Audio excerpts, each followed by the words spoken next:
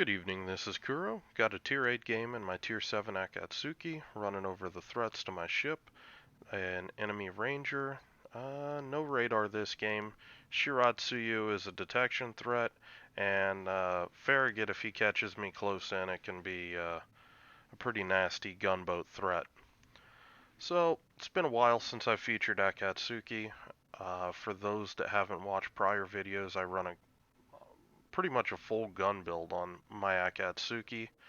I just feel the typical uh, Japanese torp boat build just doesn't really do a lot for this boat. This boat is the closest thing to a shimakaze that you can get in the game, and you get it at Tier 7. It's fast, it's agile, it's got the same gun configuration as shimakaze. This boat is a dream to drive. This is one of my favorite DDs in the game, and you're gonna see why. The three triple turret, three triple torp tube launchers. They reload fast. The third launcher lets you saturate well with torps, so you avoid some of the issues you have with you know, things like Mitsuki with three torps just not being enough to really saturate an area, with these mid-tier battleships really being able to dance quite well if they get any sort of advance notice that torps are coming. So this is the first time I've actually played this map, and I'm pushing up here, looking to see mainly where the CV was. Because it was a CV game, I wasn't that interested in going directly to BCAP. Gonna take the long play, come out here, try to win A cap, and win the west side of the map, and then use that to build upon later on in the game. So both the enemy DDs are spotted right now. That lets me know that I don't have really much to worry about pushing into A unless the CV's coming in. And I'm going to push up here pretty aggressively.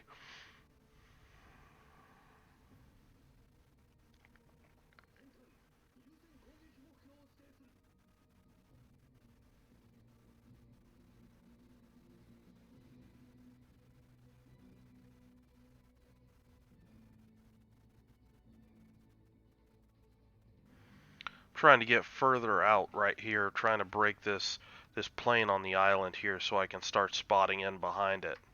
That's what I'm looking to do. I see the Torp bombers coming, and they're not really a threat to me outside of they potentially could spot me. So I'm going to try to be sneaky and not be in the usual spot that a DD is going to be in. I wouldn't do this if I didn't have smoke, but I'm basically going to push right into the enemy on this flank, and I'm just going to be ready to smoke if I need to, in case those planes are looking like they're going to spot me. So just being patient right here. This is kind of a horrible torpedo angle. I've been kind of hoping that this Bismarck's going to turn out, because he's kind of overmatched right now. There's a lot of ships coming around the corner right now that's going to be able to hit this Bismarck. And I start to see the signs that it looks like he's getting ready to turn out. And I'm waiting and waiting. And I'm slowing down right here, because if he turns out and I keep going fast, he's I'm not going to get the best angle that I could. And at the end of the day, I just decide, you know what, this guy's just going to hold the angle. So I drop two torpedo tubes with the third launcher, basically to try to cover up any openings in that spread. And then as those torpedoes are flying out there, and I am running the torpedo tubes mod 1 on this build, so these have, I believe, a 65 knot speed. I am just opening fire, trying to get this Bismarck to turn into me or turn out into those torps. It doesn't really work, but I do end up landing one torpedo on him with the flood. And here I'm just waiting for the Bismarck's damage control to wear down. I'm well outside potential hydro range, and time to get those guns in action.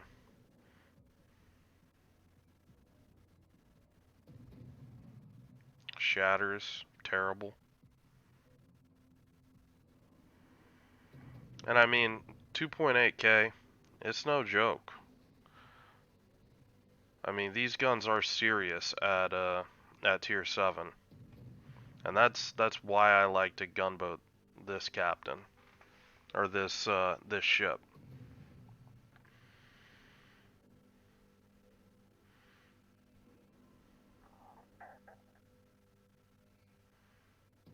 Taking a look, checking with my torpedo tubes, just trying to see what direction this Bismarck's going in. Since he's got that fire midship, it kind of makes it look kind of odd to see where he's going. Now, I am running out of smoke here. This is a bit of a misplay here.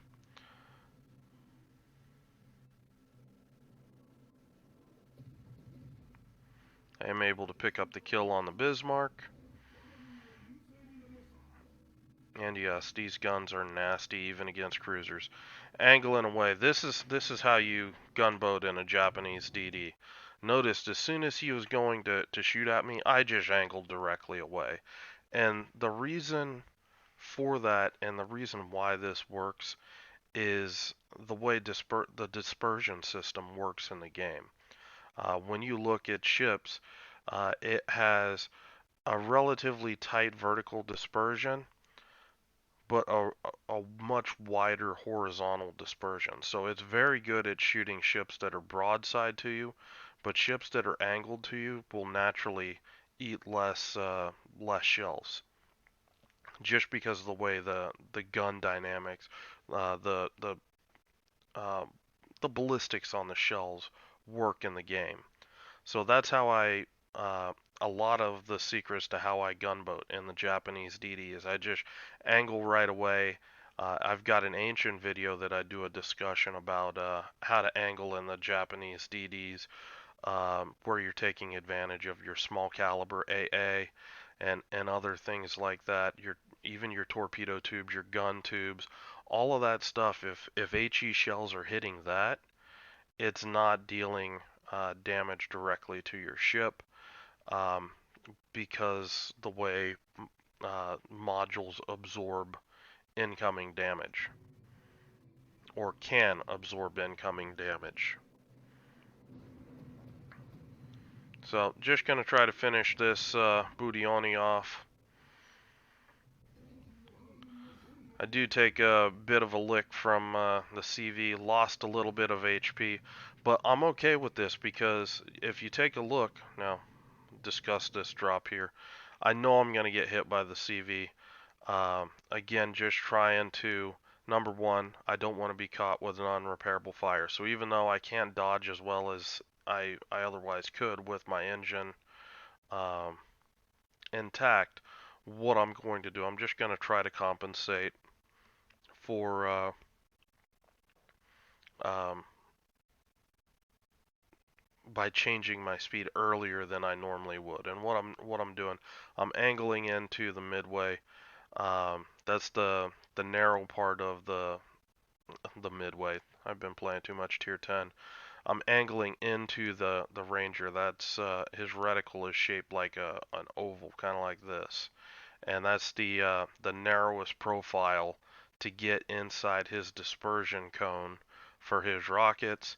And what I'm trying to do with my change of speed, I'm trying to specifically keep this area of my ship as narrow as possible to the midway. And the idea being that, think about, rain falling from the sky. If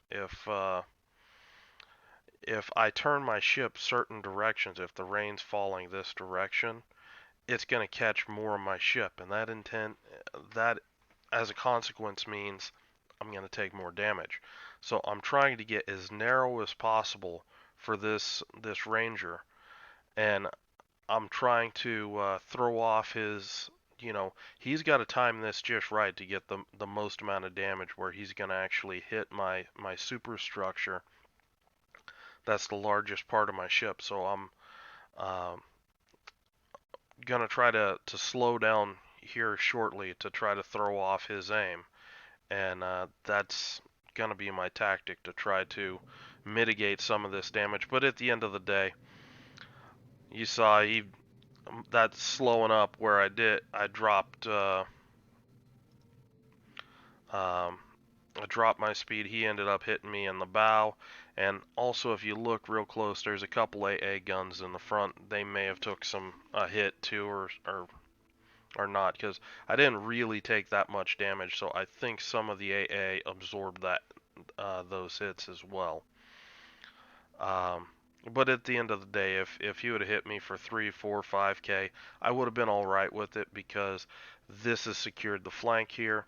Now I'm going to start rotating mid to put pressure on B cap, and this is already looking like it's going to be a stomp. So I'm really looking to start getting aggressive and getting in the enemy's face. I've still got a decent amount of hit points, and I want to use them. So speed boost is up. Not saving it to mitigate damage. I want to get out there, run down as many enemies as I can, and try to improve my score. Now this is just cheeky here. I do throw. I will admit these are questionable torps with this Leander. In hindsight, I shouldn't do that. But DD smokes up. I know nothing else can detect me, and that's just disgusting right there.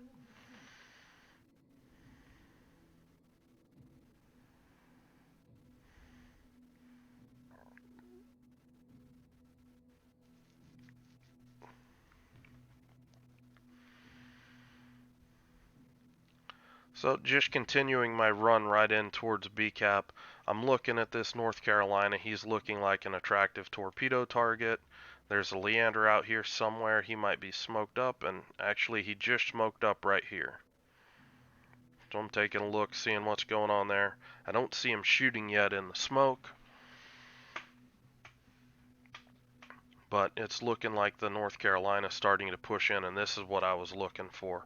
I was waiting for this North Carolina to try to rush BCAP, and this is my chance.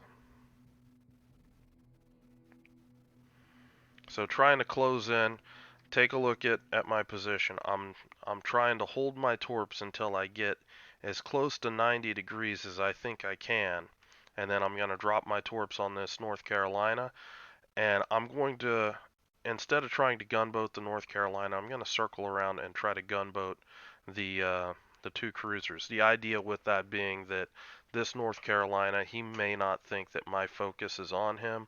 That gives my torpedoes time to cook in the water, and if I never lock onto a lot of battleship players these days have gotten in the habit of running priority target. The nasty thing with that is that a lot of these guys will get comfortable, changing speed when their priority target changes, or they'll turn or something like that. And the easiest way to defeat that as a destroyer player is, one, you can just not lock onto them with your main battery. Torpedo tubes never show up on priority target, so if you just stay in torpedo mode or just never lock your guns onto the target, they never know you were actually looking at them. The sneaky, underhanded way to do that, if you suspect somebody has priority target, is switch back and forth between your guns and your torpedo tubes, and you're giving him that +1 -1 +1 -1.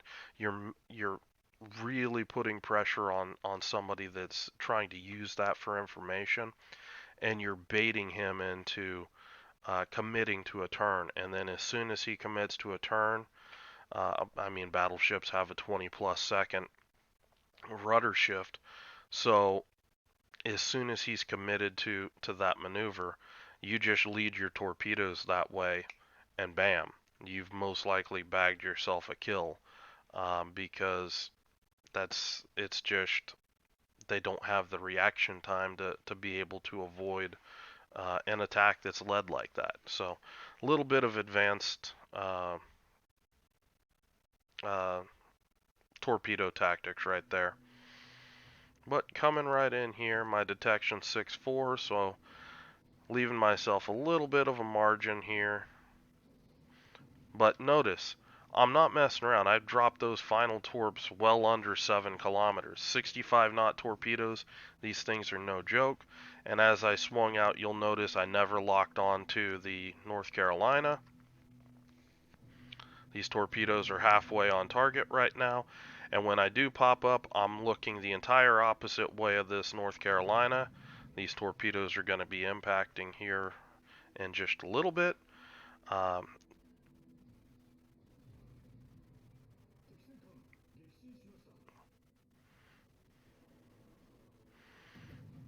And at this point, I mean, the torpedoes were fire and forget. If they hit, great. If not, you know, looking at them is not going to do anything for me anyway. Getting the guns back in the fight and dishing the damage out, that's going to be where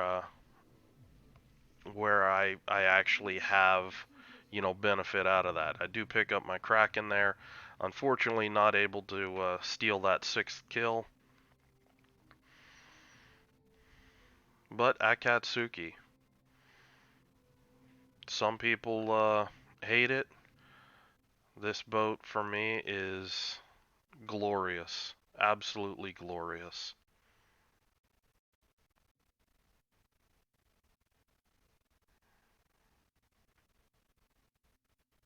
One of the things I do periodically, uh, I will check my accuracy when to see how I was actually aiming, to see how many you know penetrations, over penetrations, shatters, and bounces I had in a game, and I do that just by highlighting the shells impacted, and that gives me a general idea of how my aim was that game.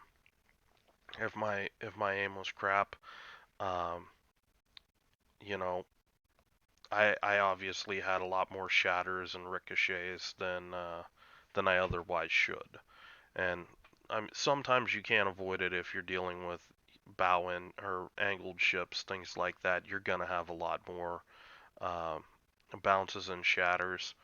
Uh, but it's at the end of the day, it's just a general rule of thumb that periodically it's good for you to check on how you're doing with your accuracy.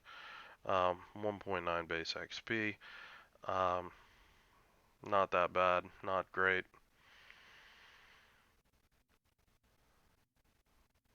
And then again, a lot of torpedo damage. I really didn't get out this game and really wear out the guns on this game, but you could start to see some of the potential here.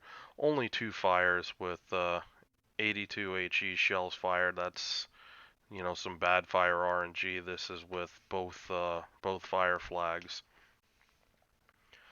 But yeah, this is the boat that I learned how to gunboat in a Japanese torpedo boat.